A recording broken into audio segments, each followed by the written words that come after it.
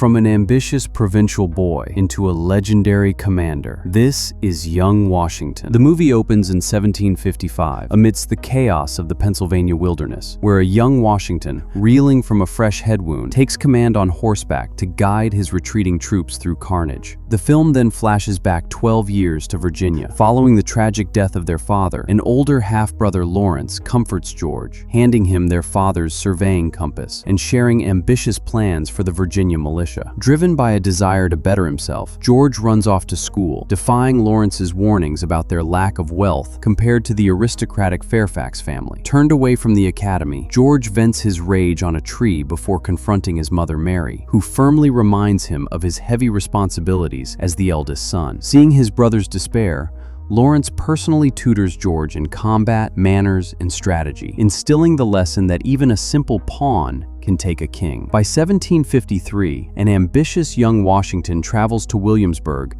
to petition for a royal commission in the British Army. However, a British official swiftly crushes his dreams, informing him that an ensign commission costs 700 pounds, a sum George does not possess. When George expresses his desire to serve the crown as a formal officer rather than joining the local militia, the official questions his land ownership and education. George admits he lacks formal schooling and is merely the custodian of his brother Lawrence's estate, Mount Vernon, though he proudly mentions recently obtaining his surveyor's license. The official dismisses his qualifications, stating that a British officer must first be a gentleman. When George questions why his brother Lawrence was qualified, the official points out that Lawrence owns Mount Vernon, was educated in England, and is married into the prestigious Fairfax family. George attempts to present a compiled volume he wrote on manners and civility, but the official condescendingly dismisses it as mere imitation, coldly concluding that there is no path forward for him to become a British officer. George returns home empty-handed and defeated, greeted by his supportive mother Mary and his younger brother Jack. Despite the setback, George promises a hopeful Jack that he will become an officer someday. Restless and determined to prove his worth, George prepares to gatecrash an exclusive gathering at the Belvoir estate, where Lawrence is in attendance. Mary warns him that he has not been invited, but George defiantly quotes his brother's advice, declaring that he will remain a pawn until he can take the king. Arriving at the Grand Belvoir estate under the cover of dusk, George attempts to blend in with the high society guests. However, upon reaching the entrance gates, he is stopped by a guard checking the guest list. Lacking an official invitation, George is politely but firmly turned away, once again forced to face the harsh reality of his social standing. Despite this crushing rejection at the gates, George's unrelenting determination eventually drives him to find another way forward to secure backing for his ambitions. He manages to win approval to survey the perilous Ohio territory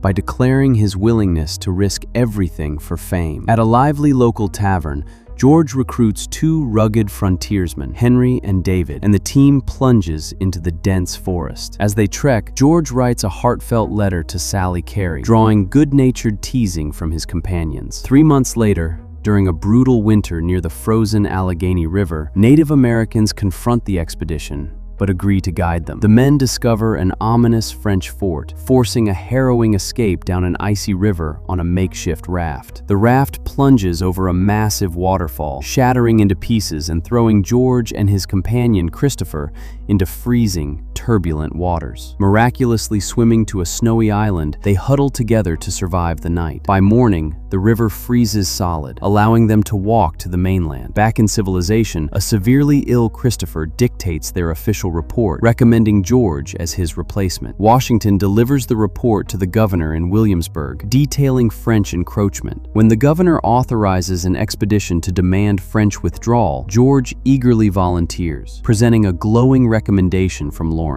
Promoted to major and assigned a Dutch interpreter, Van Bram, George proudly chooses to volunteer for free when told provincial men will not receive equal pay. Later, George meets a woman in a sweeping field, sharing a passionate kiss and a deep conversation about personal destiny. Major Washington leads his mixed regiment into the intimidating forest. Native Americans carrying torches arrive at their camp, offering to guide the troops directly to the French stronghold. On May 23rd, 1754, they reach the fort. A British officer reads a declaration demanding French withdrawal, prompting the French commander to patronizingly mock Washington's youth while inviting them to dine. While eating, The commander openly questions Washington's lack of experience, suggesting the British sent a boy as a scapegoat. Washington firmly delivers the king's demand to vacate the Ohio country, but the French commander fiercely rejects it, handing over a sealed response with a chilling warning against starting a war. Washington rushes back to deliver the reply to an enraged British official who orders a comprehensive report by morning. An associate warns Washington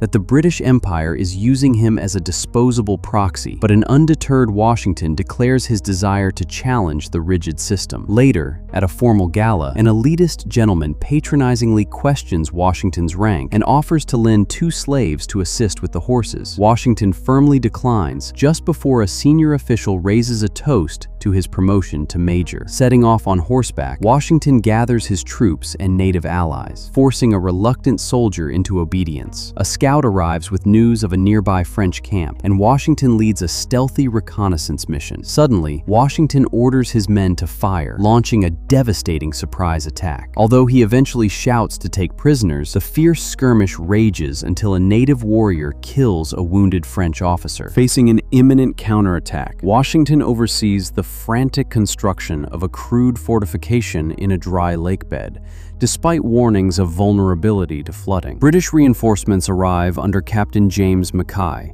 who delivers orders promoting Washington to colonel following the death of Colonel Joshua Fry, though Mackay arrogantly refuses to take orders from a colonial. Washington names the vulnerable post Fort Necessity as a torrential rain begins. A native ally warns that European warfare methods will lead to absolute demise in this savage world, and an elder soldier warns of depleting supplies. The argument is cut short when enemy forces launch a ferocious surprise ambush from the woods. Waves of artillery fire trigger absolute chaos, forcing a retreat inside the wooden walls for a desperate final stand. The enemy storms the fort, resulting in claustrophobic combat where a man dies in a young soldier's arms. Realizing the situation is hopeless, the soldiers raise a white flag. Under cover of darkness, the terms of a mutual withdrawal are negotiated, and Washington signs the official surrender. Leaving the fort in smoking ruins,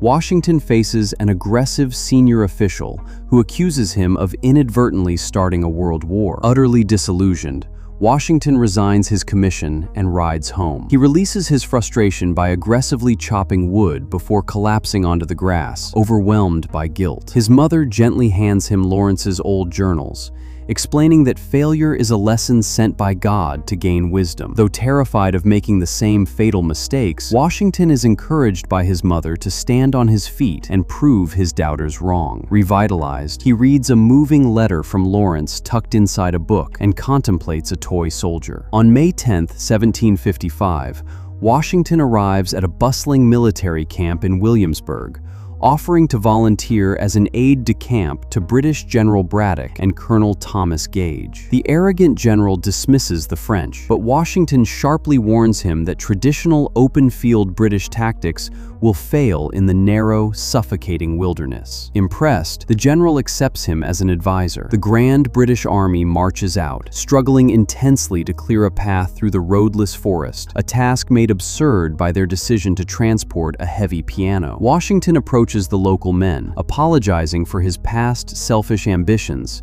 and pledging to stand by them. As the army pushes through thick mud, the exhausting journey takes a devastating physical toll on Washington, who collapses from a severe case of dysentery. Waking up weak and disoriented inside a medical wagon, Washington learns from a pristine British officer that they are near the Great Meadows. The officer explains he is commanding an advanced column of 900 men to cross the Monongahela River. Despite his exhaustion, Washington warns that the enemy will utilize the tree line to their advantage, but the officer confidently dismisses his concerns. As the proud British army advances, they are suddenly and violently ambushed by hidden enemy forces raining a hail of bullets. Chaotic, bloody combat ensues as British soldiers are ruthlessly picked off in the open field. Jarred awake by the gunfire and cannon blasts, Washington puts on his tricorn hat and steps out into the smoke-filled, blood-soaked battlefield. Warned by a panicked officer that the battle is lost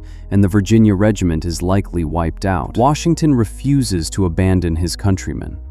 mounting a horse and riding directly into the dense woods. Deep in the forest, he finds a mortally wounded General Braddock, who admits Washington was right, hands him his horse, and commands him to rally the surviving men. Determined, Washington rides fearlessly through the chaos, instructing a soldier named Tucker to coordinate the remaining cannons to buy time. Washington gathers the terrified, scattered troops to hold a defensive line and return fire against the unseen enemy. The intense ambush rages with rapid gunfire and brutal close-quarters combat until the attackers mysteriously depart, leaving behind a devastating slaughter. Following the grueling battle, Washington finds himself surrounded by Native American warriors who, astounded by his survival, choose to spare his life, believing he is shielded by a divine protective spirit. Afterward, a high-ranking official acknowledges his extraordinary courage, noting multiple bullet holes tearing through his jacket and his heroic role in successfully retrieving his men. Triumphantly reinstated as a colonel